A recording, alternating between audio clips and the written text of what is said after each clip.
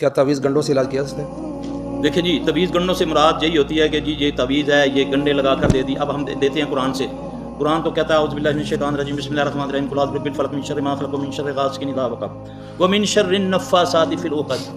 اب قرآن تو کہہ رہا ہے، اللہ کہہ رہا ہے کہ میری پناہ میں آ جاؤ جو گرہ لگاتے ہیں، تو ہم وہی گرہ لگا کے دیں گے علاج کے لیے. اللہ نے تو کہا میری پناہ، جس طرح شیطان کے لیے کہا نا کہ اعوذ باللہ من الشیطان الرجیم، اسی طرح کہا کہ جو گرہ لگا کر پھونکے مارتے ہیں.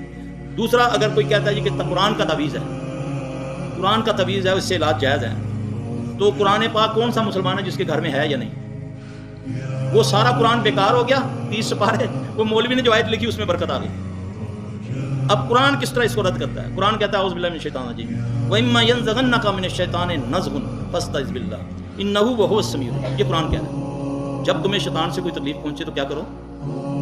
اللہ کی پناہ میں آؤ یا قرآن کی پناہ میں آؤ؟ اللہ کی پناہ میں آؤ، کیونکہ وہ سمیع و علیم ہے. اس لیے یہ بھی آیت اس کو رد کر دیا ہے. آپ اس کو تعویذ پہ لگائیں گے، یقین جانے کچھ نہ لکھ کر دیں، اس کی ماں کو گالی دے کر لکھ دیں تو وہ ٹھیک ہو جائے گا. وہ ٹھیک ہو جائے. اس لیے کیوں کہ شیطان نے قسم اٹھائی ہے کہ اللہ تیرے بندوں کو میں اپنے ساتھ دوزخ میں لے کر جاؤں گا. تو اللہ کے بندے وہ ہیں جو اللہ کے نبی صلی اللہ علیہ وسلم کی پیروی کرتے ہیں، اور نبی نے روکا تعویذوں سے. اس میں بھی ہم طویلیں کرتے ہیں، نہیں جی وہ تمیمیں، وہ فلاں فلاں فلاں علمی اس میں کر کے الجھا دیتے ہیں لوگوں کو. میرے بھائی اس کو سیدھی بات بولو.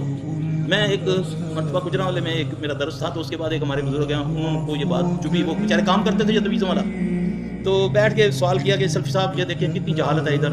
ہم تو لوگوں کو اس لیے ہم قرآنی آیت لکھ کر دیتے ہیں، دعائیں لکھ کر دیتے ہیں کہ لوگ جو آستانوں پر یہ گندے لوگوں کے پاس نہ جائیں. تو میں نے بولا میرے بھائی آپ کہتے ہیں وہ ان پڑھ لوگ ہیں، تو اس کا ذہن کیا چینج ہوا؟ اس نے بھی کاغذ لپیٹتا دینا، تم نے بھی کاغذ لپیٹ دیا، ٹھیک ہے. اب اس کو شفا ہو گئی، اس کے بھی تعویذ سے شفا ہوتی ہے نا. تو اس کا عقیدہ کیسے چینج ہوگا؟